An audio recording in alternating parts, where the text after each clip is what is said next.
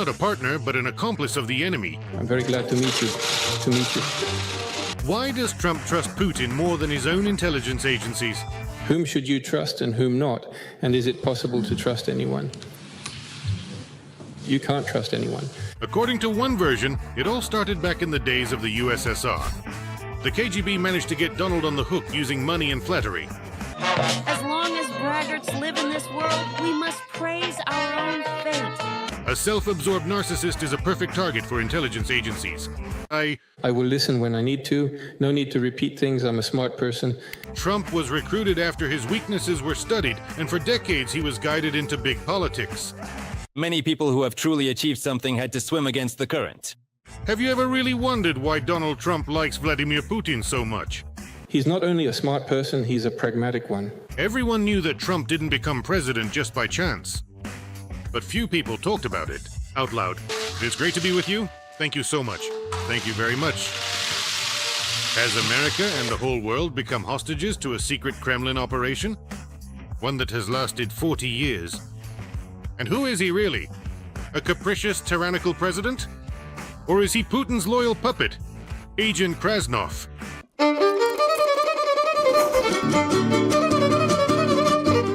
The hypothesis that the idea that Trump is not just an eccentric billionaire, but a long-term asset of Soviet and later Russian intelligence services, was considered a conspiracy theory for decades. Until facts, coincidences, and leaks started to form a chain that was just too logical. And Trump and Agent Krasnov merged into one. But is that a fact? No, that's not a fact. It's not a fact? No, it's not a fact. It's much more than a fact. That's exactly how it really was. Even though Trump loves money very much, it wasn't easy to buy him right away. But the experienced intelligence officers didn't lose hope, since they could see the client's interest.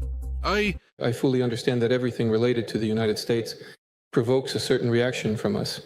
Trump's name first appears in intelligence documents back in the late 1970s during his marriage to the Czech model Ivana Zelničková. It was then that Czechoslovak intelligence, operating under the direct supervision of the KGB of the USSR, they began compiling a dossier on the American businessman with ambitions. I believe that there are truly fortunate individuals, and certain people just have more luck in life. But there's also a saying, the more diligently you work, the luckier you get. In March 1986, the first chief directorate of the KGB carried out Operation Chance Encounter. In New York, Donald Trump was subtly introduced to the Soviet ambassador, Yuri Dubinin. He was supposed to establish contacts with the American business elite. The operation was successful, and Dubinin invited Trump to visit Moscow. This became the beginning of the recruitment process. To succeed, you need to set yourself apart from 98% of the world's population. In his report to the KGB officers, Yuri Dubinin wrote that Trump was quite an interesting personality and a suitable subject. After all, he possesses a whole set of necessary weaknesses. He is maniacally obsessed with money and women, and even more so with flattery and himself. There are many different ways to build a career, but the best possible way is to be born in the right location and into the right family. According to the Czechoslovak counterintelligence dossier, Trump's wife Ivana often spoke about Donald's growing interest in politics. Life is a challenging and arduous journey, and people suffer painful and lasting wounds. That's why, if you want to win, you have to be tough as flint and prepared to engage in battle with your elbows and fists. The greatest success comes when you swim against the current. Yes. From that moment on, the Trump family was under surveillance in the United States. In 1987, Trump visits the Soviet Union for the first time. Everything is presented beautifully. Talks about business, real estate, hotels, investments, and a great future. He is put up in an expensive hotel, in the Lenin Suite. It was then, in Moscow, that Trump received his codename Krasnov. This information would later be confirmed by Alnur Musayev, the former chairman of Kazakhstan's National Security Committee, In the year 1987, I served in the 6th Directorate of the Committee for State Security of the Soviet Union in Moscow. The main focus of the 6th Directorate's work was recruiting international businessmen from capitalist countries. It was during that year that our directorate recruited a 40-year-old businessman from the United States of America, Donald Trump, under the codename Krasnov. The codename Krasnov was chosen deliberately, taking into account the agent's excessive self-importance. Trump genuinely believed he was very handsome, a man. The choice was also influenced by Red Square, next to which the then just American businessman was staying at a hotel. Coincidence? I don't think so. Of course, Trump couldn't have suspected that before his trip, the KGB specialists already had a completely accurate psychological profile of him on their desk. Narcissistic, boastful, dependent on flattery, easily offended, prone to simplistic conclusions, and extremely sensitive to his own sense of importance. And also insatiably greedy for money and fame. The perfect target for influence. As long as the greedy are alive around us, luck, we won't let go of it. In the documents, he appeared as a confidential contact. The KGB guaranteed its agent the safety of secret cooperation and solid financial support. Upon returning to the US, Trump, unexpectedly for everyone, began to speak publicly not about investments but about politics. Citizen Trump, the Republican candidate, this morning published detailed advertisements in the 3 largest newspapers in the country to present his views on foreign policy. And one of his senior advisors reported that Trump is currently planning a significant campaign trip in October to New Hampshire, where the first presidential primaries will be held. His associates see this as a farce, while in Moscow they are waiting for the right moment. Trump begins to criticize NATO, repeating talking points that have been coming out of Moscow for decades. The financial burden of keeping troops in Europe is very high, and that money could definitely be better utilized elsewhere, on something better. The wild 90s, Trump is on the verge of bankruptcy, but Kremlin money saves him. Russian and post-Soviet capital, criminal organizations, money laundering through casinos, all of this has been described many times by American journalists. You know, it was precisely my ability to anticipate possible problems that really saved me from wasting my own energy illogically. I have always been, and will be a very cautious person, but I am not a pessimist. It's better to call it positive thinking, but with an eye on real life. In 1999, when Putin heads the FSB, interest in Trump is already being recorded as a potential political asset. And in Moscow, they seriously begin to consider the presidential ambitions of the Red Trump. Although at first, Putin easily found common ground with the sitting presidents in America. That's why it wasn't yet time for the secret agent to step onto the political stage. The day of reckoning arrived. Putin is preparing for the annexation of Crimea and the invasion of Donbass. The Kremlin understands that they will need the support of the international community, and the FSB throws all its resources into promoting Trump into the upper echelons of US politics. Our countries are great nuclear powers. We possess 90% of the world's nuclear arsenals. And that's not necessarily a good thing. It's actually bad. I think we can do something about it. November 2013. Trump flies to Moscow, supposedly for the Miss Universe pageant. The real purpose of the visit is a secret meeting with Russian President Putin and the heads of the FSB and SVR. Donald stays at the ultra-expensive Ritz Hotel. The hotel room where Trump is placed is literally packed with audio and video surveillance equipment. It's hard to even imagine how many women, and perhaps not only women, with low social responsibility but high fees from the intelligence services visited that room. Afterwards, Trump will declare that he is very pleased with how the pageant went. And indeed, Trump will be satisfied, though not so much with the beauty of the contestants, but rather with the results of his secret meeting with Putin. It was at that moment that Trump received his blessing and support from his handler for his run for the US presidency. I want to say that no one has such strong feelings for the intelligence community and the CIA as Donald Trump does. Simply no one. Of course, Putin denied that he met with Trump at that time. But here's the hitch. His meeting with the King of the Netherlands, which was supposed to take place at the same time, was unexpectedly cancelled. The reason was the Kremlin chief's delay. At the same time, Trump only flew back to the US in the morning of November 10th. They say for a whole day and night. Putin and Trump were coordinating their actions regarding the occupation of the White House. After this trip, Trump changed. He became much more confident, clearly feeling the power of something terrifying and formidable behind him. Putin and his FSB. Yes, so if Trump looks like a KGB agent of influence, acts like a KGB agent of influence, and does everything like a KGB agent of influence and treats Putin as his handler, if he acts as a KGB agent of influence, then he is a KGB agent of influence. What is truly surprising is that Trump doesn't really hide it and openly displays his sympathy for Putin in every possible way. He practically doesn't react to what the Kremlin dictator is doing. How can one not recall the relatives of the passengers of flight MH17 shot down by the Russians on July 17, 2014, in the sky over the occupied Donbass? Grief-stricken relatives wrote an open letter to Trump, bewildered as to why, at the Helsinki meeting, knowing that Putin was involved in the tragedy, he fawned over him so much. Why do you think that President Trump trusts me and I trust him? I trust him completely. He defends the interests of the United States of America. I defend the interests of the Russian Federation. There is an explanation for this. At that meeting, Putin gave Donald his blessing. He said, yes, I wanted Trump to win the presidential election in the US. And he added, overall, I am satisfied with our first meeting. In 2016, Trump wins the US election. Of course, not without the help of handlers from Moscow. And so in one of the televised interviews, John Brennan, who is no longer the CIA director, put it much more clearly. Once again, he didn't reveal anything that his colleague, the head of British intelligence, personally brought him in a suitcase. But he said, I think Trump is afraid of the president of Russia. The Russians might have something on him personally, something that could complicate his life forever. At that time, US intelligence accused Russia of cyber attacks and interfering in US elections. I believe that President Putin truly thinks that he did not interfere in our elections, and he believes what he believes. I side with our intelligence agencies, especially after consulting with their leadership.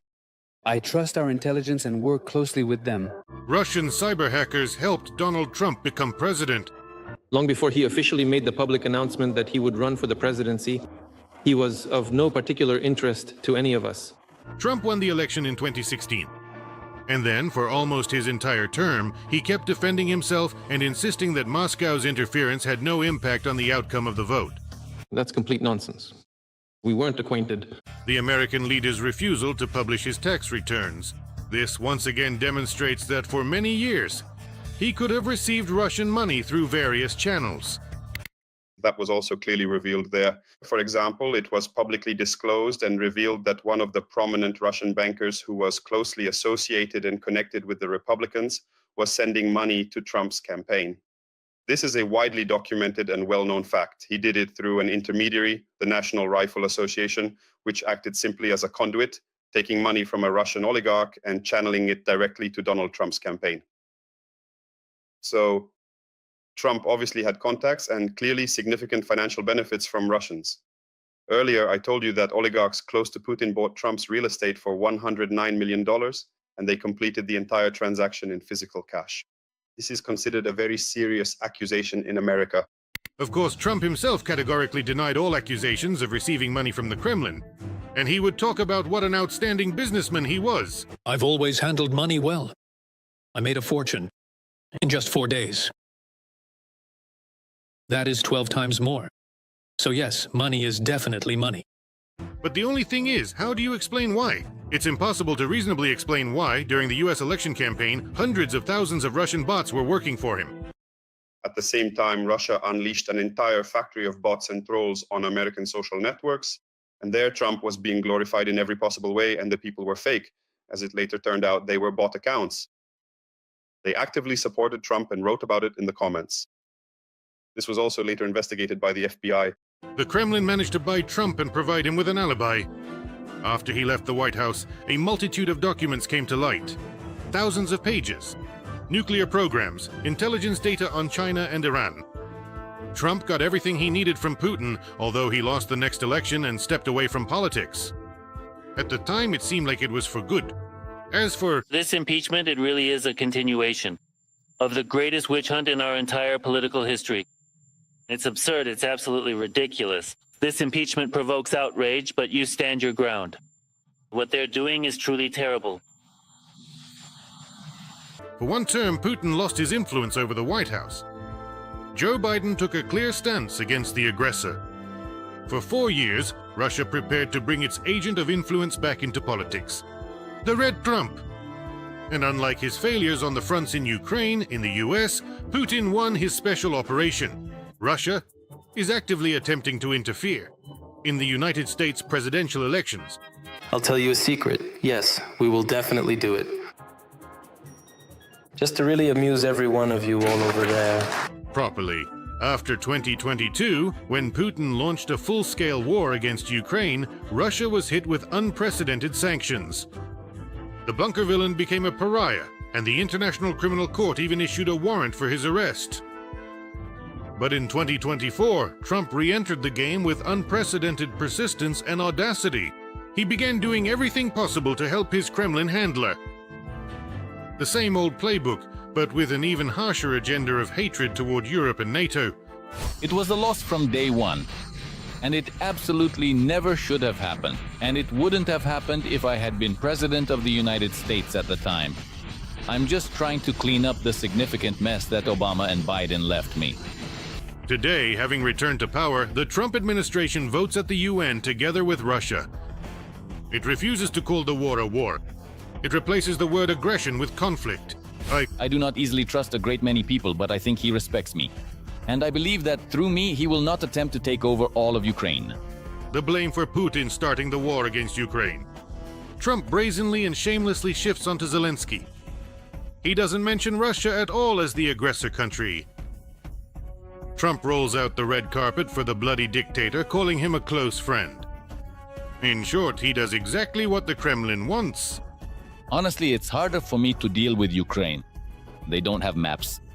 You know, there will be a significant diplomatic meeting in Saudi Arabia, which is occurring sometime next week. We believe that in terms of reaching a final settlement, it might actually be considerably more straightforward to negotiate with Russia. It's surprising because they hold all the cards. Trump's Achilles heel is money and power, which he loves very much. That's why he's willing to cover for his Moscow masters and defend them, as if no crimes were ever committed at all. Russia wants large-scale trade with the United States. Once this catastrophic and bloody carnage is finally over, and I agree, there is an extraordinary opportunity to create numerous jobs and significant economic wealth. Its potential is truly limitless. The US ruling elite is well aware that their president is deeply dependent on the Kremlin. But their status as a world power does not allow them to openly admit it. At the same time, Putin has damning compromat on Trump. One wrong move, and the entire career of the US president will be destroyed. By the way, Putin's unapologetic brazenness continues because he's been demonstrating this bold behavior all year. He just forcefully kicks the door wide open to Trump, so to speak. Basically, the more time passes, the more convinced I am that Putin, there really is some Epstein compromat on Trump, and it's so explosive that it allows him to do whatever he wants with Trump. Anything at all, he can twist him around his finger. Recruitment, money, and blackmail. Pompous, greedy, and narcissistic, Trump became an easy victim of the Kremlin's tricks. And now it's no longer a question of whether you believe in the various versions and evidence. There is something more important. It's the concrete actions and behavior of the current US president. And all these actions speak far more eloquently than any evidence. Thousands of people are dying every week, and President Putin wants to end this ongoing conflict. Just as I would. Thank you, Mr. President. Cutting military aid to Ukraine. Support for a peace agreement written in the Kremlin and more resembling Kiev's capitulation. Threats to his former allies in the Democratic camp. Territorial claims against NATO countries. Greenland, Denmark, and Canada still haven't recovered from the shock. Trump is literally destroying the entire world order. And at the same time, with a straight face right in the White House, he hangs up his photo with Putin in Alaska. They say he used to be more cautious. He kept it in his desk and only bragged about it occasionally. Everything secret sooner or later becomes known. Given all the facts presented, the theory about Agent Krasnov stops being just a conspiracy theory. Isn't that right? I want to remind you that this video is created for entertainment purposes and contains elements of satire and irony. All facts and events are presented in a hyperbolized or exaggerated form to convey a comedic or dramatic effect.